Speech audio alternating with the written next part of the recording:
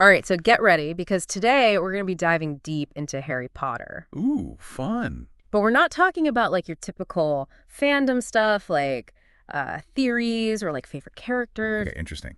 We're going deeper. I like it. We're looking at blood symbolism Oh, wow. based on this academic paper I read. hmm And it's so interesting how much J.K. Rowling like packs into this one symbol. Yeah, when you think about Harry Potter, it's like blood is everywhere, right? It's like family and identity, but it's also like sacrifice and prejudice. Right, and even like dark magic and immortality. Exactly. It's like this thread that runs through the entire It series. really is. It's like she took something so basic, right? Something we all have. Blood. Yeah, exactly. And turned it into this like multi-layered symbol that just adds so much depth to the story. Okay, so let's start with the obvious one, right? Yeah. Blood purity. Oh, yeah, the whole pure blood mania. Like the Malfoys and all those families who think they're better than everyone else. Right. It's like their whole identity revolves around this idea that they're somehow superior because of their bloodline. Which is like totally messed up when you think about it. Oh, absolutely.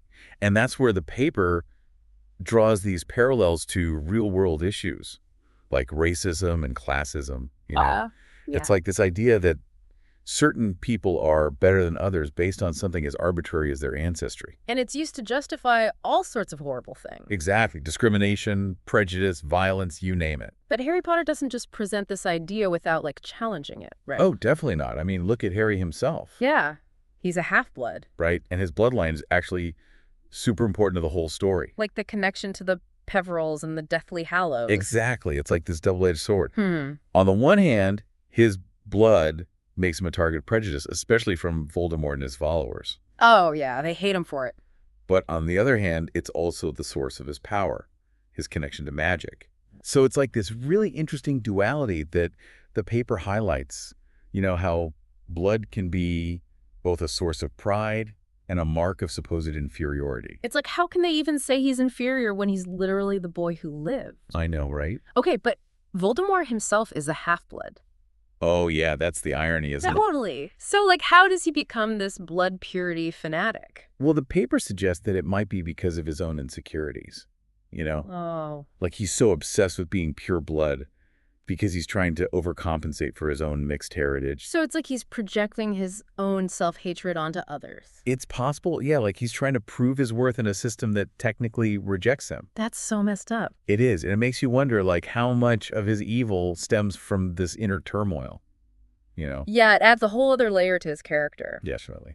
Okay, but let's talk about Lily Potter. Oh, yes. Because her sacrifice and the protection it gives Harry, it's all about blood magic. It's the foundation of the whole series, really. Yeah, like her love for Harry literally becomes this magical shield. It's such a powerful image. Yeah. This selfless act of a mother protecting her child. And it's contrasted so starkly with Voldemort's ambition and his thirst for power. Right. It's like this ultimate battle between love and hate, selflessness and greed. And it's not just a one-time thing either. No, it keeps coming back again and again. Like this reminder that love is the most powerful magic in the Harry Potter universe. It's a recurring motif. This idea that love can conquer even the darkest of magic. And it all stems from Lily's blood. And her choice to sacrifice herself for her son. Okay, so we've got Lily's blood, which represents this life-giving protective force. Yeah. And then you have Voldemort and his Horcruxes. Oh, yeah, that's where things get really dark. Talk about a twisted use of blood. I know, right?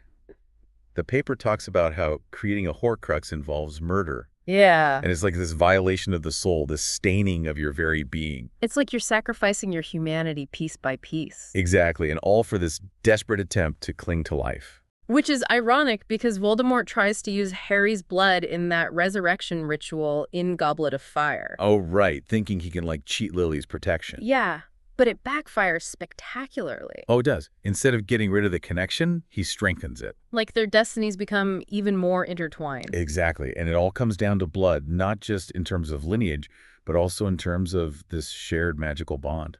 So he basically sealed his own fate. You could say that, yeah, his obsession with blood ultimately leads to his downfall. It's like poetic justice or something. It is, in a way, yeah. Like this force he tried so hard to control ends up destroying him. Wow, okay, so we've covered a lot of ground here. We have. But there's still so much more to explore. Oh, definitely. Blood symbolism in Harry Potter is like this bottomless well of meaning. It really is. So stay tuned because we're going to be diving even deeper in the next part of our deep dive. Can't wait. Okay, so Voldemort is so focused on this idea of blood purity. Yeah, Like, it's the only thing that matters to him. right. And it blinds him to everything else. Like, he can't see that real strength comes from, like, character and choices, not just blood. Exactly. And that brings us back to this theme of prejudice that's so central to this series. Right. It's like this whole pure blood ideology becomes a symbol of division and intolerance. Yeah, just like we see in the real world with racism and other forms of bigotry. But the books don't just present this idea, they also challenge it, right? Oh, absolutely. I mean, look at Hermione. Yeah, she's like the ultimate example. This brilliant, powerful witch who just happens to be Muggle-born. And she totally outshines most of her pure blood classmates. Right. She proves that your blood doesn't determine your worth. And then you have groups like the Order of the Phoenix and Dumbledore's army, Oh, yeah. where wizards and witches from all different backgrounds come together to fight against Voldemort. They represent this idea of unity and acceptance, you know. Yeah, like it doesn't matter where you come from or who your parents are. What matters is standing up for what's right. Okay, but this paper also talks about blood representing the choices we make. That's interesting. So, like, what did they mean by that? Well, it's like this whole question of free will versus destiny, you know? Oh, okay. Like Harry could have easily given into the hatred that was directed at him. Because of his blood status? Exactly. Especially after he finds out about his connection to Voldemort. Like in Chamber of Secrets when he wonders if he should have been in Slytherin. Right. He even speaks Parseltongue. Yeah, it's like he could have chosen a darker path. He definitely had that potential. But he doesn't. He chooses love and compassion. Because like his mother. And those choices ultimately shape who he becomes. Right. It's not just his bloodline. It's his actions that make him the hero. So it's not some prophecy or some predetermined fate. No, it's his free will, his decision to fight for good. That's pretty powerful. It's like saying we have the power to create our own destinies. Regardless of the circumstances we're born into. Exactly. Wait, so if it's about choices, not blood, could someone like Neville Longbottom have become the chosen one? That's a great question. Because he's pure blood, right? His But he starts off as this kind of shy, clumsy kid. Yeah, nobody would have guessed he'd become such a brave and powerful wizard. So could he have fulfilled the prophecy? Well, the paper suggests that the prophecy wasn't really about blood. Oh. It was about creating a narrative that Voldemort would become obsessed with. So it was like a self-fulfilling prophecy in a way. Exactly. Voldemort's belief in blood purity is what ultimately led him to Harry. So you're saying that anyone in Harry's position could have potentially become the chosen one? It's possible. Huh. Yeah, the paper argues that it was the situation and how Harry chose to act within it that really mattered. So Neville's journey is also like a testament to that. Definitely, he shows us that true strength comes from within. Not from your bloodline or some preconceived notion of destiny. Right. It's about overcoming your fears and fighting for what you believe in. Yeah, it's like the whole series is this giant argument against judging people based solely on their ancestry. It really is. It encourages us to look beyond those superficial labels and see individuals for who they really are. With all their complexities and potential. Exactly. You know, it's interesting because blood isn't just about these grand themes of destiny and choice in Harry Potter. What do you mean? Like, it's also very present in the everyday lives of the characters. Oh, I see. I mean, think about Ron. He's always getting injured, Oh, yeah. Always getting into scrapes. leaving a trail of blood everywhere he goes. It's like a running joke. Yeah, and it adds this touch of humor and realism to the story. Right. It reminds us that they're just kids, you know? Going through the ups and downs of growing up. Even in a magical world, they still get hurt. And then you have those scenes where they have to use their own blood for potions or spells. Oh, yeah. Like that scene in Half-Blood Prince where Harry has to cut his hand for Slughorn's potion. It always kind of freaked me out. Me too. It's like a reminder of the physicality of blood. Yeah, and it's not just a physical ingredient. No, it represents a part of themselves. Like their willingness to be vulnerable, to take risks. Exactly. Yeah. It adds this whole other layer of meaning to those magical acts.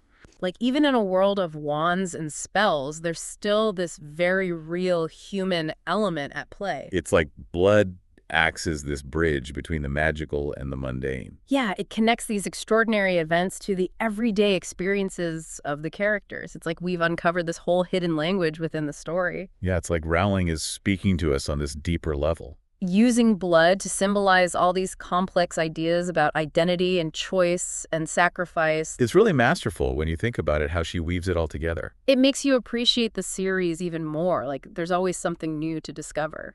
Definitely. It's one of the things that makes Harry Potter so timeless. Okay, but before we wrap up, I gotta ask you the big question. Hmm. Does blood truly define who we are? That's the million-dollar question, isn't it? And the one that the series keeps coming back to. Yeah. And I think Rowling gives us a pretty clear answer. What do you mean? Over and over again, we see characters defying expectations, breaking free from the constraints of their bloodline. Like Harry choosing to be Gryffindor even though he could have been Slytherin. Exactly. Or Hermione proving that Muggleborns can be just as talented as any pureblood. Or Neville finding his inner strength and becoming a leader in the fight against Voldemort. Right. It's like our choices, the paths we choose to walk, those are what truly shape our destinies. So it's not about the blood that flows through our veins, but the values that guide our hearts. Exactly. It's about the love we share, the sacrifices we make, the battles we choose to fight. That's a pretty powerful message. It is, and it's one that resonates with readers of all ages. Well, I don't know about you, but I'm feeling pretty inspired right now. Me too. It's like this reminder that we have the power to write our own stories. Regardless of where we come from or what others might expect of us. Yeah, exactly. So to all our listeners out there, keep that in mind as you navigate your own journeys. Yeah, remember that you are the author of your own life. And that your choices matter more than your bloodline. Keep exploring. Keep questioning.